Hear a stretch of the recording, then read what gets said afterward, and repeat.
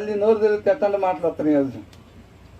మనం మాట్లాడితే అంట ఎదుటి వల్ల హృదయం ఏం చేయాలంట, పునరుద్ధానం చెందేటట్టుగా సంతోషించాలంట, ఉత్సాహధ్వనితో ఉండాలన్నమాట. అలాంటి దయగలిగిన మాటలు మన నోట్లో నుంచి రావాలి. నీతిమంతుడు మాట్లాడితే ఎదుటి వాళ్ళ విశ్వాసం బలపడాలి తప్ప బలహీనపడకూడదు. వాళ్ళకి జీవం, ప్రతి ఒక్కరు మరణానికి గురై ఉన్నారు కదా, ఆ జీవిస్తావు, నిత్య జీవం నీకుంది అని ఒక పునరుద్ధానం, ఒక నూతన అనుభవం, ఒక చిగురుటాకు లాగా వాళ్ళ జీవం వచ్చేటట్టుగా మన నోట్లో నుంచి ఆ మాట రావాలి. అవునా? ఒక ముద్దు మీద వాన చినుకుపడినప్పుడు ఏమైంది?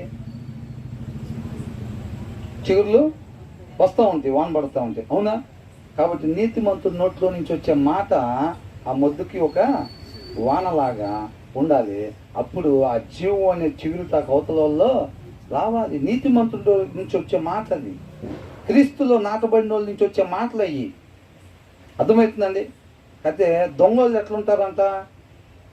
Kindest acts of the foolish అని ఉంది. అంటే దయలో ఒక గొప్ప స్థాయి, అంటే ఒక ఉన్నతమైన దయామంతుడు ఉంటారు చూసావా, వాళ్ళు అట్లా షో చేస్తారంట. దాని వెనకాల క్రూరత్వం దాగుండిద్దంట, క్రూయల్టీ అని రాస్తుంది. అవునా? ఏముంటుందంట? వాక్యంలో నాటబడి లేనివాడు ఏం చేస్తాడు? మనం చెప్పాం కదా, ఇవాళ లాస్ట్ డేట్ అన్నాడికి ఇవాళ మధ్యాహ్నం తెలిసినా సరే ఇవాళ చెప్పడం. ఎప్పుడు చెప్తాడు? రేపు పొద్దున వచ్చి చెప్తాడు. రేపు పొద్దున వచ్చి అరే దానికి అప్లై చేసుకోపోయావా అని అంటాడు. మరి వీడు ఒక్కటి చెప్పాడు. అవునా? వీడు హుటాహుటిన పోయే లోపల ఏమైంది? నిన్న లాస్ట్ డేట్ అంటారు. అవునా? అసలు ఎవరు చెప్పలేదు, అసలు ఎవడు నా మేలు కోరుకునే వాళ్ళు. వీడు ఒక్కడే పాపం ఎక్కడి నుంచో వచ్చి చెప్పాడు, వీడే నా బెస్ట్ ఫ్రెండ్ అని అంటాడు. వాడికి ఎప్పుడు తెలుసు అసలు? వాడికి ఆల్రెడీ నిన్న పొద్దునే తెలుసు నిన్నే లాస్ట్ డేట్ అని. పొద్దున్న చెప్తాడు పోయి అప్లై చేసుకుంటాడని. ఎప్పుడు చెప్పాడు? వాడు అయిపోయిన తర్వాత రోజు పొద్దున్నే వచ్చి గబగబా వచ్చి చెప్పాడు. వీడేమనుకుంటున్నాడు?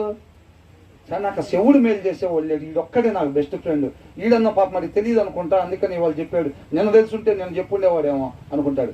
వాస్తవానికి నిన్నే తెలుసా నీకు. చూసారా ఎంత షో చేశాడు? చూసారా? మిగతా వాళ్ళు చెప్పకపోతే చెప్పపోయారు, షోయింగ్ చేశారా? కానీ వీళ్ళు the kindest acts of the foolish అని అంటున్నాడు. దాని వెనకాల క్రూరత్వం దాగి ఉంటుంది. ఏంటంట? వాడు మాత్రం అప్లై చేసుకోవటానికి వీల్లేదు అంటే వాడు మేలు కోరుకునేవాడా, నాశనం కోరుకునేవాడా? నాశనం కోరుకునేవాడు. వాడు మాత్రం అప్లై చేసుకోవడానికి వీల్లేదు అనేది దాని వెనకాల దాగున్న రహస్యం. పైకి ఎట్లా షో చేస్తున్నాడు? మిగతా వాళ్ళందరికన్నా దయగలిగిన వాళ్ళలాగా. అవునా?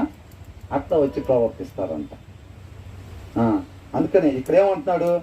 చాలామంది నోరు తెరిస్తే మనం చక్కగా అవతల వాళ్ళలో జీవం చిగురిచ్చేటట్టుగా మనం